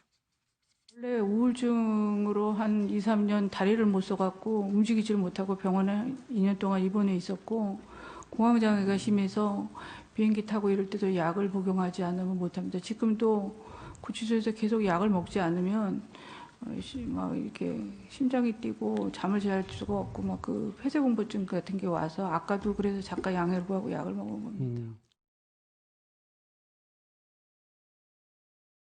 걔네들이 무슨 목적으로 그렇게 저를 공격해서 얘기를 하는지 모르지만 그건 있을 수 없습니다. 자, 좀더 어떻게 K스포츠 재단에 이사회가 있고 다 감독감청에 돈을 받는 곳인데 그게 그렇게 자연스럽게 들어갈 수가 있습니까? 그거는 논리적으로도 너무 비약이 된 거라고 생각합니다. 아니 부끄러움이 없습니다. 그런데 그거를 가지고 문제 삼고 싶지는 않았습니다. 구체적으로 어떤 것들이에요? 그러면 어떤 것들이 외부에 알려지면 좀 문제가 될 거라고 생각했어요? 그거는 말하고 싶지 않습니다. 마음대로요. 예. 그러니까 자신에게 불리한 거는 철저히 부인하고 또 때로는 신경질도 내고 때로는 답변하기 싫다라고도 나오고 이런 태도였다가 갑자기 대통령 파면 이후에 약간 좀 태도가 바뀐 것처럼 죄송하다, 사죄한다 이런 얘기도 좀 나오고 그랬습니다. 전과 후, 대통령 파면 전과 후 최순실의 마음은 어떻게 바뀌었을까요? 우리 이 교수님부터 좀 들어볼까요? 예, 이게요. 대통령 탄핵 전이나 후에 본질적인 거는 안 바뀌었을 겁니다. 근데 이제 외형상 태도가 바뀌고 현실을 수긍하는 거죠. 탄핵 전에는 탄핵 그 기각에 대한 희망이 최순실에게도 아마 강하게 남아 있었을 거라고 우리가 미루 유추해 볼 수가 있는 부분이 있고요. 근데 이제 현실적으로 탄핵이 결정됐지 않습니까? 그것도 8대 0으로. 그러다 보니까 꿈은 이제 그 물거품처럼 사라졌고 이제 현실적으로 남은 거는 법원의 재판이 기다리고 있는 거잖아요. 대통령 구속되느냐 안 구속되느냐에 따라 그러나 공통적으로는 재판은 본인도 받고 있고 이제 박근혜 전 대통령도 재판 받게 돼 있는데 최순실 씨는 아마 그 뇌물죄 문제는 아마 결사 방어를 하려고 할 겁니다. 그래서 아마 그 본인이 뇌물죄로 해서 그리고 죄송하다고 한 게 국민들한테 자기 죄를 지어서 죄송하다는 게 아니라 대통령이 탄핵되고 파면된 부분에 대한 것이 자기와 연관돼 있기 때문에 죄송하다는 얘기를 한 사실 거고. 대통령한테 죄송하다는 뜻이죠. 국민에게 그런 거죠. 죄송하다는 게 대성 통곡한 것도 그게 억울해서 대성 통곡했지. 저 사람의 지금까지 행동과 태도를 보면 그런 것 아니겠습니까? 그래서 제가 볼 때는 탄핵 후에는 현실적으로 아마 대개 저분이 머리가 계산적인 사람이에요. 지금까지 과정을 보면. 그래서 뇌물죄만 막으면 살아봐야 얼마 살겠나. 이런 아마 지극히 현실적인 판단을 하고 있을 거다. 이렇게 생각을 합니다. 마지막 자신이 이 비빌 언덕이 박근혜 전 대통령인데 탄핵이 되면서 이제 그 언덕이 사라졌어요. 이렇게 계속 강경한 자세로 가다가는 자기 형량만 늘어날 것이 분명하니 약간 후퇴하는 그런 모습을 보이는 것도 좋겠다. 이런 전략적 판단을 했을 가능성도 있고. 저도 고 교수님, 비슷한데요. 탄핵 전이야 믿는 구석이죠. 대통령이. 그러니까 대통령을 옹호하는 그런 여러 가지 제스처들을 또 퍼포먼스도 했죠. 설마 박근혜가 그렇게 무너지겠느냐. 기각될 가능성이 클 거야. 무슨 수를 쓰든 살아날 거야 하는 믿는 구석이었는데 탄핵 후에 이제는 고립무원, 자력 경생하는 수밖에 없다. 스스로 살아나는 길 외에는 달리 방법이 없으니까 애원도 해보고 또 대성 통곡도 해보고 그러는 거 아니겠습니까? 차 교수님은요? 예. 예, 저도 비슷한 이야기인데 저는 이렇게 써봤습니다. 하늘이 무너져도 탄핵 전에는 하늘이 무너져도 자신이 뭐 구속되고 하더라도 박근혜 전 대통령이 탄핵이 기각되면 어차피 그 국가 최고의 그 통치권자니까 향후 재판이나 이런 데 형량에 있어도 상당히 나름대로 기대를 좀 할 수 있을 거야. 그런 생각을 갖고 싶다면 탄핵은 진짜 하늘이 무너졌네. 이제 더 이상 어떡하지? 그러니까 이제 일종의 몰염치에서 염치를 약간 회복하면서 뭐 죄송하다 그렇게 이야기를 하는 거죠. 일단 중형을 피해보자. 그러면서 약간의 태도 변화는 생긴 거 아니냐. 그럼에도 불구하고 자신에게 주어진 혐의는 철저하게 부인하는 그러니까 속다르고 겉다른 그런 행태를 보여주고 있는 거죠. 뭐 비슷한 내용들이 같은데요. 하여튼 원래 탄핵 전에는 진짜 기각을 바랬던 것 같아요. 기각을 기대했는데 그러면서 박근혜 전 대통령은 나를 늪에서 구해줄 구세주다라는 생각을 갖고 뭔가 이 사면이라든가 또 차기 정권 창출을 통해서 그 이후에라든가 나를 사면해주지 않을까 하는 막연한 기대를 했었는데 그게 이제 무너지니까 박 전 대통령은 그 전에 모든 시련을 다 겪고 다 극복하고 여기까지 왔는데 이번에 무너지겠냐 생각했는데 이번에 결국에 무너지는구나 라고 하면서 무너지니까 이제 내 운명은 내가 이제 맡아야 책임져야지. 근데 그 전에 뭐 진짜 최고 형량이 뭐 무기징역도 될 수 있다 뭐 여러 가지 얘기가 나오지 않았습니까? 근데 하여튼 형량을 최대한 줄여야 될 텐데 어떻게 하지? 그런 고민을 하고 있는 거죠. 그래서 재판부에 마치 사죄하는 듯한 네, 그 처음에 이제 최순실 씨가 구속이 되고 얼마 되지 않았을 때 뭘 얘기했냐면은 본인에게 혐의가 다 인정이 된다면은 형량이 어느 정도 될 거냐 이걸 물어봤었고요 변호사한테. 그리고 대통령님은 현재 어떻게 돼 있느냐 그걸 상당히 자주 물어봤다고 해요. 그런 걸로 미뤄보아서는 대통령이 살아만 있고 탄핵만 되지 않으면 본인은 어쨌든 간에 빠져나갈 구멍이 있고 결국 혹시라도 뭐 형을 받는다 하더라도 사면될 거다라는 그런 강한 기대가 있었던 걸로 보이는데 지금 이제 탄핵이 되고 나니까 결과적으로는 이제 끝났다라는 생각을 할 수밖에 없고 그래서 아마 대성통곡한 것도 여러 가지 의미가 있겠죠. 복합적이고 또 그래서 이제 조카 장시호에 대해서 오늘 나와서 그 얘기한 것도 사실은 의미가 있습니다. 왜냐하면 우리가 그런 식의 태도를 보이는 거는요. 재판부한테 내가 좀 착하니까 내가 반성하고 있으니까 좀 잘 봐달라 이런 그런 읍소의 하나의 전략이거든요. 그러니까 아마 이제는 대통령 믿을 수 없으니까 뭔가 좀 해봐야 되겠다라고 생각하는 것 같고요. 제가 봤을 때는 이 최순실 씨는 상당히 자존심이 센 사람이거든요. 그렇다면은 이제 와서 자기가 뭐 죄를 졌으니까 잘못했습니다. 이런 식으로 이 상황을 극복할 것 같지는 않아요. 오히려 본인 입장에서는 뭐 장시호라든가 혹은 본인이 그동안 척졌던 다른 사람들에 대해서 뭔가 좋은 말을 해주면서 좀 뭔가 이렇게 좀 착한 사람으로 혹은 반성하는 모습을 조금 보임으로 인해서 당신이 알아서 좀 선취해 주십시오. 라는 쪽으로 좀 갈 마음이 있는 것으로 지금 보이고요. 사실 아직까지는 지금 전략이 정확히 나온 것 같지는 않아요. 근데 그 최순실이 장시호 씨 관련해가지고, 이 남편이 초등학교 아이를 버리고 도망가 버린 불쌍한 아이다라고 이제 장시호 씨 조카를 이제 이게 두둔한 거예요? 이렇게 보호해 준 거예요? 아니면 두 번 살인을 한 거예요? 사실 이제 두 번 살인한 것도 있고 약간 보호해 주는 면도 있어요. 그러니까 왜 그러냐면 장시호가 자기에 대해서 그렇게까지 반대되는 발언을 계속하고 불리한 얘기를 계속하고 계속해서 특검에 협조해서 본인이 불리하게끔 여러 가지 정황을 만든 것에 대해서 계속 화를 내고 있었지 않았습니까? 그리고 어제는 증언 거부도 막 사실은 했었거든요. 그러니까 이제 화가 나기도 하고 막 그랬던 모습이었는데 사실은 이 사람이 장시호가 왜 그런 말을 했겠냐. 얘는 남편한테 그렇게 버림을 받은 사람이어서. 애밖에 없으니까 애 때문에 이렇게 불리한 거다. 이런 식으로 한 거다. 그러니까 신빙성이라고 하는 걸 탄핵하려고 하는 말이었던 것 같고요. 또 실질적으로 그 장시호 씨하고 본인하고의 관계도 사실은 되게 복잡할 거거든요. 아마도 앞으로도 조금 더 변화된 모습을 보일 가능성이 있습니다. 알겠습니다. 모르겠습니다. 이 최순실 씨가 입장이 갑자기 바뀐 것이 정말 자신의 죄를 뉘우쳐서 그랬을 가능성도 있습니다만 그것보다는 자신의 형량을 좀 줄여보기 위한 것 아닌가라고 보는 시각이 좀 지배적이네요. 그런 면 외에 또 한 가지 이 최순실 씨의 입장 변화, 태도 변화의 원인이 된 것이 아마 이 딸 정유라 씨 때문이 아닐까 싶은데 잠깐 이 문제로 좀 넘어가죠.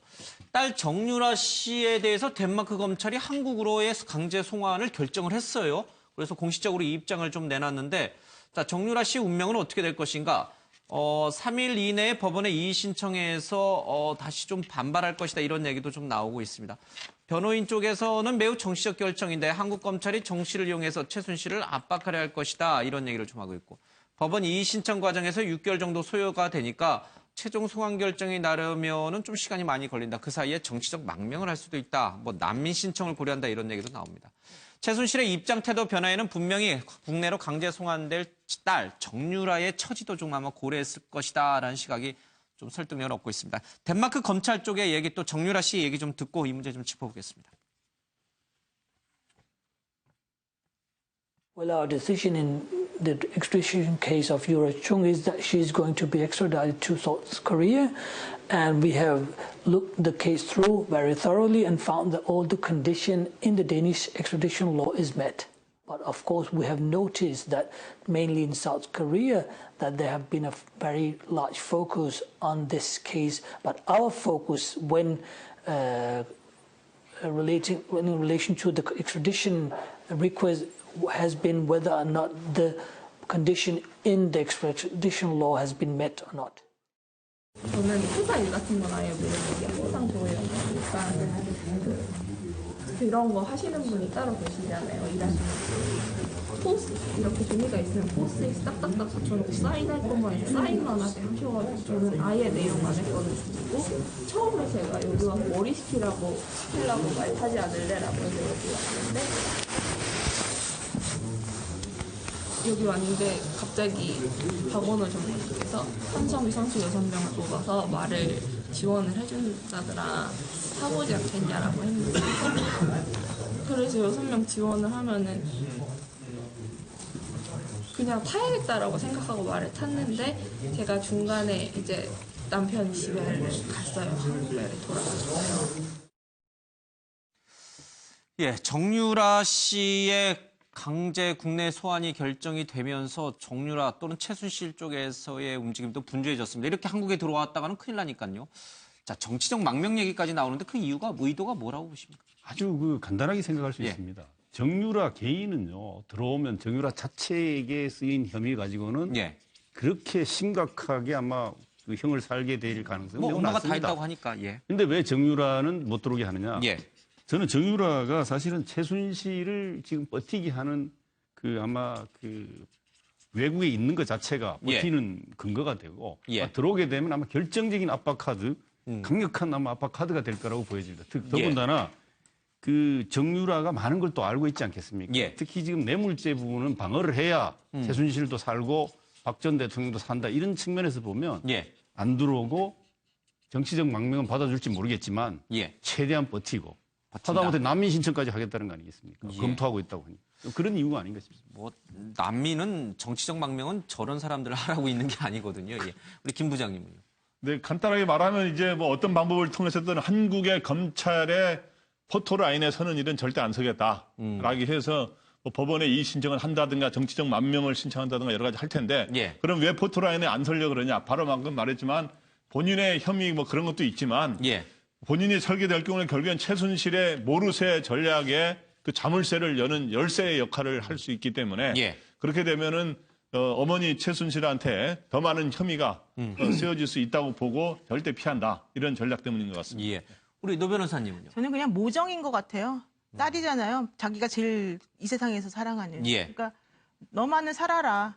반드시 너만은 살아야지. 그렇지 않으면은 안 되니까 지푸라기라도 잡는 심정으로 내가 너를 마지막까지 지켜주고 싶다. 이런 마음이 아니었을까 생각합니다. 고 교수님요. 저는 요즘 MBN의 판도라 상자가 상당히 재밌어지던데 분석자들이 뭘 저 판도라를 열까. 그런데 사실은 최순실 씨에게 딸 정유라는 판도라 상자죠. 모든 걸 다 알고 있지 않습니까? 그렇기 때문에 들어왔을 경우 여러 가지 뭐 정유라 자체에 대해서 뭐 죄가 그렇게 크지는 않습니다만은 최순실로서는 엄청난 압박을 받을 가능성이 많죠. 우리 차 교수님은요? 커플링 효과라는 말이 있습니다. 커플링 효과가 함께 움직인다는데 뭐 누구하고 함께 움직이느냐? 정치 희생 코스프레를 하고 있다. 그러면 박근혜 전 대통령이 뭡니까? 지금 정치 순교를 이야기하고 있으면 일종의 그 관련자들이 일종의 커플링 효과, 동조화 형상을 보고 있는 것이 아닌가 하는 생각인데요. 사실 정유라 입장에서는 그런 이야기를 하고 있잖아요.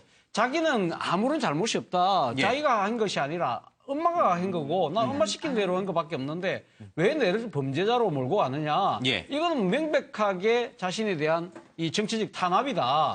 그렇게 주장하면서 안 들어오려고 하는 하나의 핑계죠. 말도 안 되는 핑계죠. 예. 알겠습니다. 박근혜 전 대통령의 소환, 또 이 정유라의 국내 송환, 여러 가지 이제 이런 변수들로 인해서 또 당분간 더 이제 계속 이 문제는 이어질 것으로 보입니다. 이런 와중에 이제 친박계의 부활 또는 친박계의 어떤 패족 뭐 이런 얘기들이 많이 곳곳에 언론에 이제 등장을 하는데, 친박계 의원들이 어제 저녁에 반포동의 한 일식 식당에서 4시간여 동안 저녁 식사를 하면서 이제 회동을 했다고 합니다. 이분들의 이 회동 의미는 무엇일까? 여기에는 지금 이제 자유한국당 대선 주자로 나갔던 김진태 후보도 좀 눈에 띄고 있고요. 이 의원들이 뭘까? 각자 자발적으로 돕는다라는 얘기 나와 있습니다만은 친박계가 이 와중에 정치적인 어떤 생존을 모색하고 있는 거 아니냐, 이런 얘기도 곳곳에서 좀 나오고 있습니다. 이 얘기를 좀 정확히 좀 짚어보도록 하겠습니다. 곽상도, 조원진, 김진태, 이환영, 이후연, 김기선 무슨 역할을 했을까? 위로 겸 단순 식사 자리다, 이런 이제 의미도 좀 있고요. 또 다른 정치 세력화를 모색하는 거 아니냐, 이런 얘기 있고요. 박 전 대통령의 메시지를 전달을 어떻게 해야 될 것인가 하는 부분이 좀 있을 겁니다. 삼성동 보잡팀 라인업을 구축하고 있다라는 얘기를 하고 있는데, 결정적으로 보면은 아무래도 박 전 대통령의 검찰 소환을 앞두고 대응 전략을 짜는 게 당장 급한 불 아니겠습니까? 직접 얘기 좀 들어보고요. 이 문제 한 분씩 좀 얘기를 듣죠. 거실이 너무 추워서 올라가기 안 되는. 천리 씨 와이러스 묻지 마세요. 아침에 제가 찾아뵌 겁니다. 그리고 아직까지 집안 정리가 다 안 돼가 있고, 대통령께서는 조금 다리를 조금 다치셨어요. 발목을. 그래서 조금 힘들어하시고 보기보다는 생각보다 차분하게 잘 대응하고 계신 것 같다. 불복하신 거 아니냐. 오늘 신문에 많이 나왔는데 모든 것을 책임지시다 안에 그 모든 내용들 다 포함된 거 아닙니까? 좀 숨 좀 돌릴 시간 좀 줘야 되는 거 아닙니까? 그렇게 큰 정말 충격을 안고 또 이렇게 사저까지 들어오셨는데, 제대로 숨도 돌리기 전에 뭐 검찰 나와라, 뭐 조사받자 하는 거는 정말 인간적으로도 참 힘들 거다, 저는 이렇게 보고요. 이제 뭐 그분이 어디를 가시겠습니까? 뭘 어디 피할 수가 있겠습니까? 좀 숨 좀 돌리게 해드릴 필요가 있다 보고.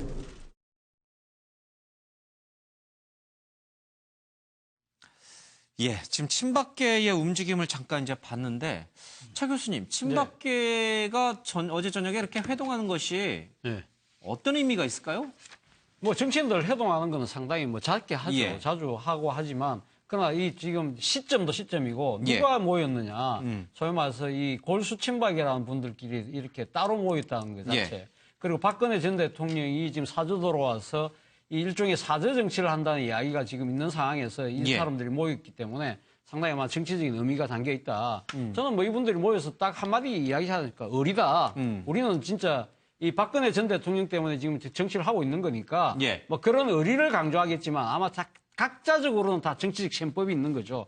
아마 지금 이제 모이신 분들이 지금 보시면 아시겠지만 다 지금 자신의 지역구가 상당히 보수 우위, 보수가 상당히 강한 지역구를 갖고 있습니다. 그렇기 때문에 박근혜 전 대통령이 아직도 이 비빌 언덕은 된다, 그런 생각을 하고 있겠죠. 그렇기 때문에 이렇게 지금 박근혜 전 대통령을 중심으로 해서 수사 결과가 어떻게 나오든 간에 우리는 흔들리지 말고 박근혜 전 대통령을 중심으로 해서 결사옹위의 자세를 갖고 가자. 말 그대로 뭉치면 살고 흩어지면 죽는다. 그런 이야기를 하지 않았을까요? 예. 우리 김 부장님께서는.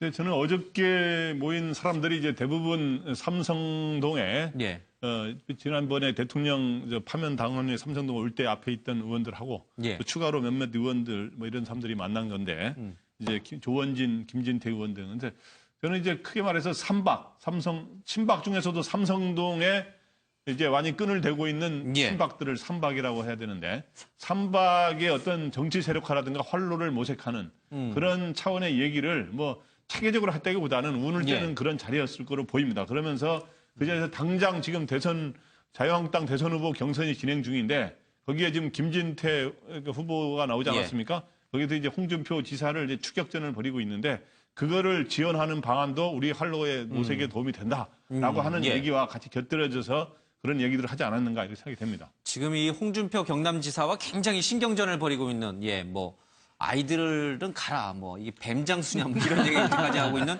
김진태 후보를 지원하기 위해서 전격적으로 왜냐하면 김진태 후보가 뜨게 될 경우는 친박이 존재할 수 있으니까 그런 전략적인 자리를 모색했을 것이다. 나름 설득력이 있네요. 우리 이 교수님은 저도 그런 맥락인데요. 결국은 정치적 생존을 모색하는데 박 전 대통령의 힘이 여전히 그러니까 이제 이번에 이 사람들은 그 거리의 탄핵 정국에서 그 태극기를 흔드는 그 탄핵 반대 집회 쪽이 참석했던 분들을 중심으로 하고 있지 않습니까?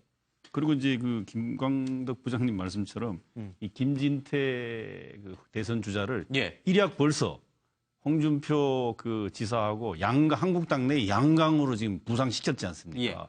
그래서 결국 이 사람들은 정치적 생존을 모색하는 겁니다. 정치적 의리를 고리로. 저도 뭐 비슷한데요. 어쨌든 어제 모인 사람들을 보면 골박 아니면 골수 친박하고 삼청동 친박들 3박이 모였는데 이분들 그 박근혜 대통령과 지금 메시지를 주고받는 조원진 의원이 이렇게 같이 참석을 했기 때문에 박근혜 대통령의 어떤 의중이나 메시지가 전달이 됐었고 친박의 정치적 어떤 제기를 위해서는 김진태가 낫겠나 홍준표가 낫겠나 아니면 또 다른 제3의 인물이 더 나을지 여러 가지 그런 방안들이 논의되지 않겠어요. 그런데 지금 김진태 의원과 홍준표 지사 간에는 체급이 너무 차이가 나지 않습니까? 그러니까 애들은 갈아오고 또 한쪽에서는 뭔 뱀장수냐 하는데 과연 친박들이 김진태 갖고 과연 승부를 볼 수가 있겠나 이런 생각도 하겠죠. 저 자리가 비단 박 전 대통령을 옹호하는 자리만이 아니라 생존을 위해서 김진태 후보를 띄우기 위한 자리였을 가능성도 있다. 그러나 홍준표 지사와는 체급 차이가 난다. 우리 노 변호사님 얘기 듣고. 일단은 박근혜 전 대통령에 대해서 어떻게 도와줄 것인가 역할 분담이 필요하고 또 김진태 의원 같은 경우에도 지금 지금 경선을 진행하는 과정이기 때문에 그 두 분을 어떤 식으로 도울 것인가에 대해서 역할 분담 논의가 있었을 것 같고요. 두 번째로는 바른정당이 결과적으로는 그 모든 걸 다 좀 정리하고 뛰쳐나갔지만 사실은 그 보수 쪽에서도 이걸 못 받고 지지를 못 받고 또 진보 쪽에서도 아무런 그런 호응을 못 받고 있는 상태 아니겠습니까? 이런 상황에서 결과적으로 믿을 건 우리밖에 없다. 우리의 정체성을 그대로 고수할 수밖에 없다라고 하면서 다시 한번 뭉치는 계기를 만들어서 정치적으로 앞으로 어떤 식으로 대선을 치러 나가야 할 것인지와 또 이 정당의 모습을 어떤 식으로 유지시켜 나가야 될 것인지에 대해서 한번 논의를 한 것으로 보입니다. 알겠습니다. 얘기가 나온 김에 이제 홍준표 지사 얘기를 좀 해보죠. 자유한국당 이제 지역 경선 순회 경선이 있는데 이 홍준표 지사가 이제 박근혜 전 대통령이 있자 이렇게 얘기를 했더니 그 자리에 왔더니 태극기를 드신 분들이 엄청난 야유가 쏟아지고 김진태 후보가 연단에 올라서 얘기를 했더니 엄청난 환호성이 이제 터져 나왔습니다. 그 모습도 좀 보고 홍준표 지사가 김진태 후보를 가리켜서 얼라 아이라고 해서 애들은 좀 빼라. 그랬더니 무슨 뱀장사냐 이런 얘기도 좀 했습니다. 스트롱맨 홍준표의 대선 출마 돌풍일까 미풍일까? 홍준표 지사가 서문시장에서 출마 선언을 좀 했고요. 그리고 노무현 전 대통령에 대해서도 뇌물 받아서 자살한 사람 아니냐 이런 얘기도 좀 했고 오늘 나온 얘기는 본인이 성완종 사건과 관련해서 대법에 이제 상고됐는데 만약 유죄가 확정되면 노무현 전 대통령처럼 자살을 내가 생각하겠다. 이런 얘기까지 좀 했어요. 말이 굉장히 좀 거칠어지고 있는데 나름의 전략인지는 모르겠습니다만은 그 바람이 돌풍으로 불지 아니면 미풍에 그칠지 모르겠습니다. 자, 이 부분과 관련해서 좀 5분 다 써주시고요. 저희들이 하나하나씩 좀 짚어보도록 하겠습니다. 직접 홍 지사의 얘기부터 좀 들어보죠. 0.1%로도 없는 사실을 뒤집어 씌우는 것은 옳지 않습니다. 그렇지만은 만약 바라는 대로 내가 0.1%로도 그럴 가능성이 유죄가 된다면 내 노무현 대통령처럼 자살하는 것도 검토할게. 됐습니까? 2년 전에 문재인 후보가 무상급식 파동 때 도에 온 일이 있어요.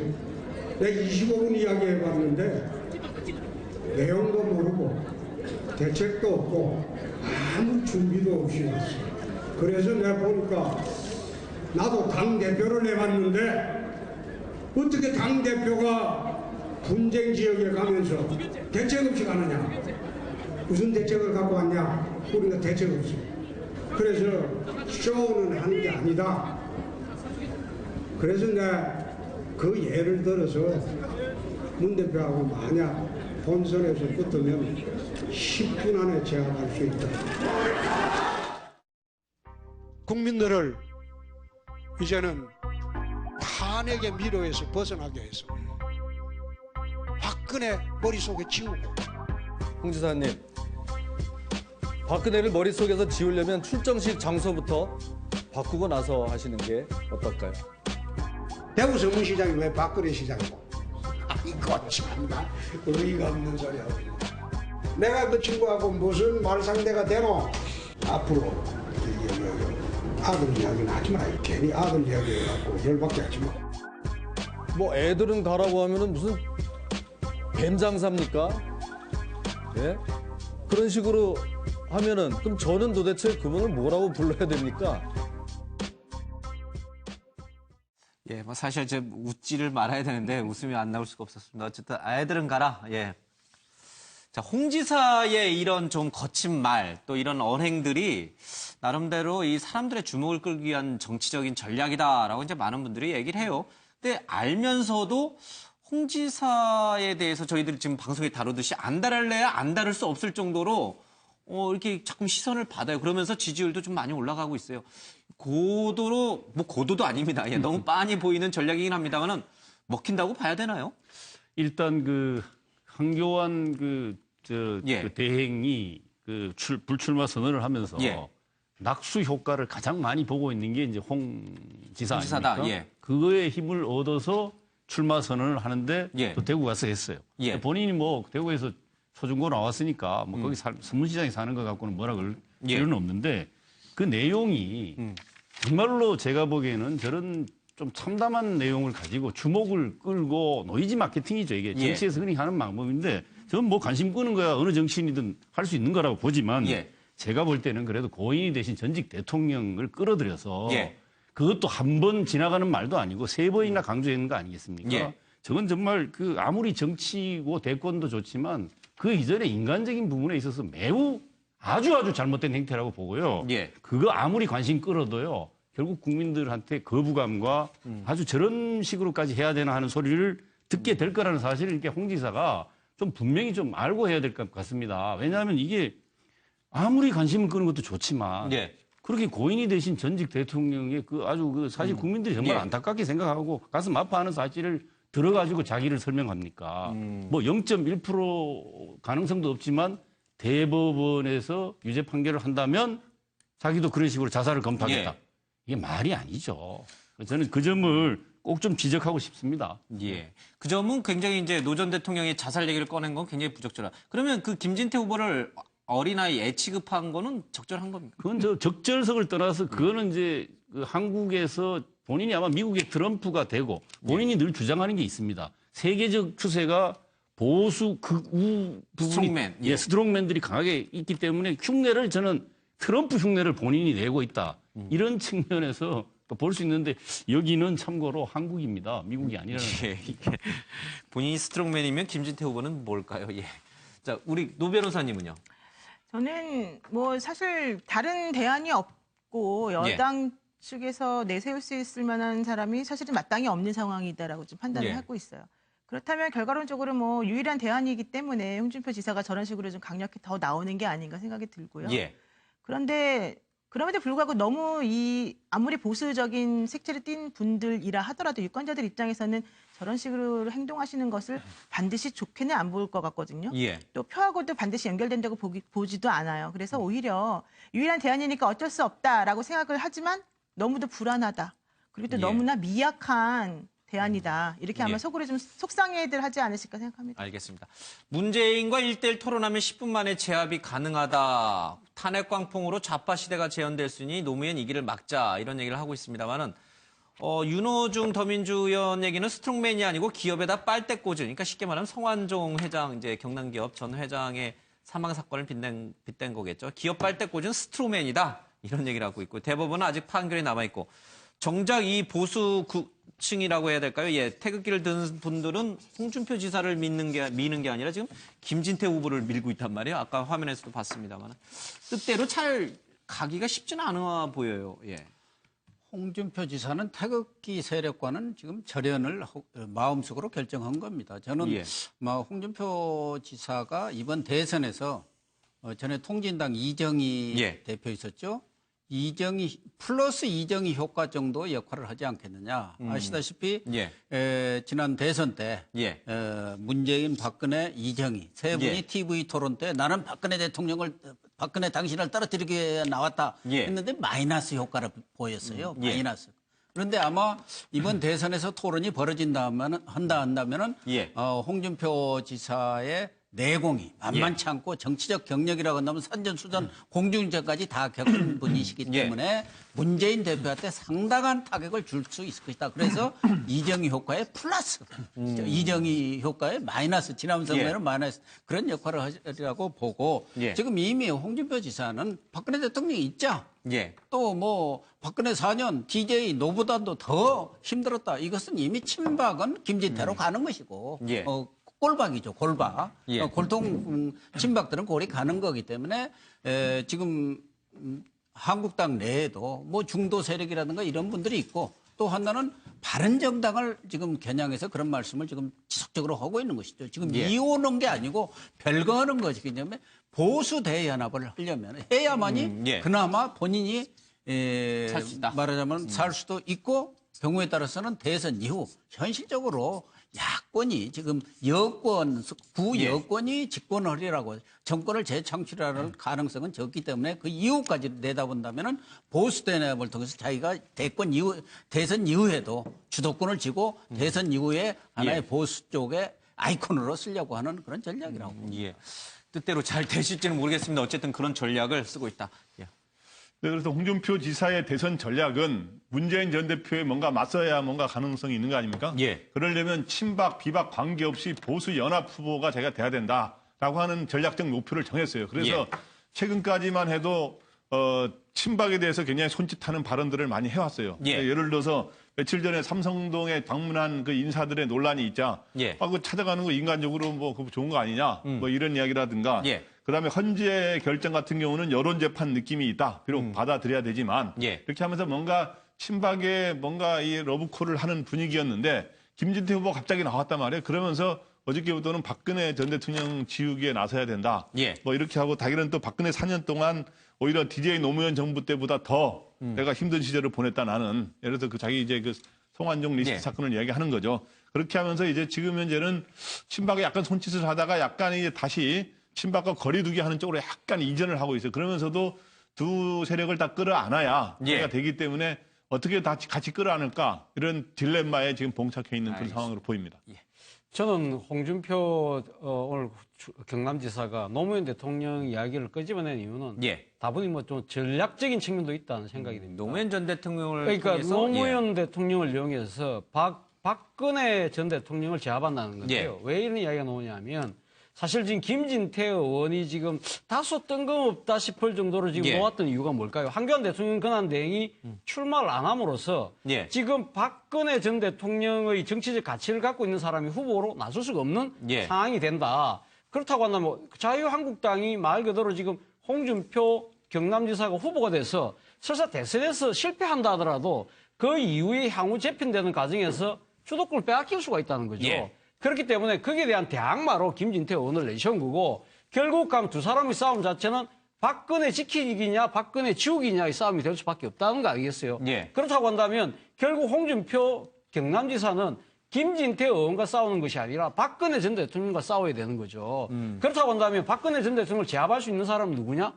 결국은 계속적으로 지금 노무현 전 대통령에 대한 이 의도적인 이 폄하나 디스를 통해서 자신의 이 친박들이 좋아하는 그러한 이미지를 고양시키려고 하는 것이 아니냐. 근데 저는 아무래도 그런 정치적 의도가 있다고 하더라도 오늘 발언은 정말 부적절로 했다. 지난번에 뇌물 먹고 어쩌고저쩌고 하는 이야기도 상당히 그런 이야기도 있었지만 사실 이번에도 보면 결국 자신이 가면 만약 유죄 판결 받으면 자기 자살하겠다 이야기가 뭡니까? 그러면 이 지금 일종의 대법원의 판결에 대해서 급박한 거 아닙니까? 이 쉽게 말하면 공권력의 이 법의 질서에 대해서 어떤 결과가 나오든 승복해야 되는 것이 이 법조인을 지냈던 이 정치인의 입장이라고 당연히 그런 태도를 보여야 되는데 아니 그쪽에서 어떤 결과가 나오면 내한테 불리한 결과가 나오면 나 극단적인 행동을 하겠다는 이야기 자체가 저는 정말 부적절한 것이 아닌가 알겠습니다. 예. 전에 근데 이완구라고 하는 총리도 국회 답변에서 그런 비슷한 류의 말씀을 하셨어요. 예. 뭐 스트롱맨이다, 뭐 한국의 트럼프다, 뭐 이런 얘기도 좀 계속 나오고 있는데 글쎄요, 예, 모래시계 검사에서 참 다양한 별명을 갖고 있는 분이신 것 같습니다. 시간은 얼마 없습니다만 각 당의 지금 상황을 좀 보면서 합종연행이 가능할까 모르겠습니다. 더불어민주당은 지금 문재인 대세론 속에서 한 방에 홀까까 조심조심하는 분위기고요. 자유한국당은 지금 말씀하신 것처럼 이렇게 친박, 비박이 갈라져서 설전을 벌이고 있습니다. 홍준표, 김진태로 좀 좁혀지는 건가요? 국민의당은 경선에 들어갔습니다만 아무래도 관심도가 좀 떨어집니다. 바른정당이 자꾸 손잡다고 해서 예, 고심권에 있고 바른정당 이 존재감이 자꾸 미미해지면서 국민의당과 손을 잡아야 될 것인지 아니면 자유한국당과 다시 합쳐야 될 것인지 좀 곤란한 상황에 좀 처해 있는 것 같습니다. 자, 합종연행 가능성에 대해서 어떻게 보세요? 이거는 조금 뭐 시간 관계상 우리 OX로 좀 하죠. 자, 양당 간의 합당 또는 뭐 연행 또 대연정, 소연정 이런 얘기들이 계속 정치권에서 나오고 있는데 가능할지 모르겠습니다. 노 변호사님부터 좀 듣겠습니다. 저는 사실은 좀 어려울 것 같아요. 물론 하고 싶겠죠. 그리고 또 해야만 본인들의 나름대로 입지가 마련이 될 것 같지만 그러기에는 너무 이 당의 입장들이 다르고 시간이 별로 없고 아마 서로 간에 그런 모든 것들을 다 정리해서 하나의 뭐 후보를 낸다거나 뭔가 정책을 같이 공유한다거나 하는 거는 현실적으로 매우 어렵다고 봅니다. 현실적으로 어렵다. 예. 저는 부분적인 합종 연행은 당연히 있고요. 그러면 어디가요? 예, 어디를 볼까요? 그래서 거기에 3자 구도가 저는 마지막에는 여러 후보가 납니다만은 실질적인 대선 경쟁 3자 구도가 되는데 그러다 보면 국민의당과 바른정당이 손잡는 구도가 되느냐? 이렇게 합칠 거다. 그렇지 않으면은 자유한국당과 바른정당이 손잡는 구도가 되느냐? 이렇게. 그 두 가지 가능성이 열려 있다고 봅니다. 어쨌든 3당 체제로 물론 이제 뭐 지금 정의당도 있고 여러 당도 있습니다만 어쨌든 지금 이 네 당 가운데 어느 한 곳은 손을 잡을 것이다. 우리 고 교수님은요? 저도 뭐 대연정은 현실적으로 어렵고 뭐 소연정 정도는 충분히 대선 과정에서 일단 후보를 뽑은 뒤에 마지막 선거전이 종반으로 치달으면서 후보 단일화 내지는 연대 쪽으로 가지 않겠나 그렇게 보여요. 예. 과거에는 민주당이 합쳐야지만 야권이 합쳐야지만 지금 대선 가능성이 있다, 대권 가능성이 있다 이런 얘기를 했는데 지금 거꾸로네요. 그렇죠. 그래서 역보수 단일화라는 보수 단일화라는 이야기가 나오죠. 그러니까 그렇기 때문에 합종 연행의 범위가 문제다.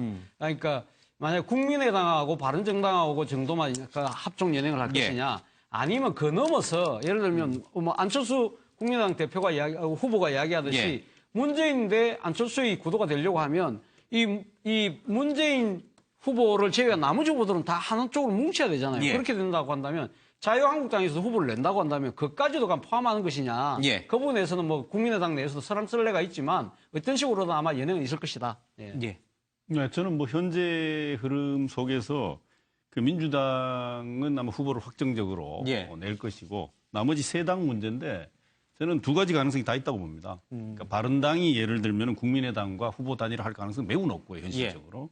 또 이 단일화한 결과를 가지고 한국당하고 할 수 있는지, 예를 들면 한국당이 비박 후보가 되면은 그 개연성은 열려 있다 이렇게 봅니다. 알겠습니다. 박근혜 전 대통령의 검찰 소환 그리고 이 정치권에서 시작이 됐던 경선 움직임 다음 한 주도 좀 뜨거운 한 주가 될 것 같습니다. 자, 오늘 MBN 뉴스와이드 여기서 마칩니다. 고맙습니다.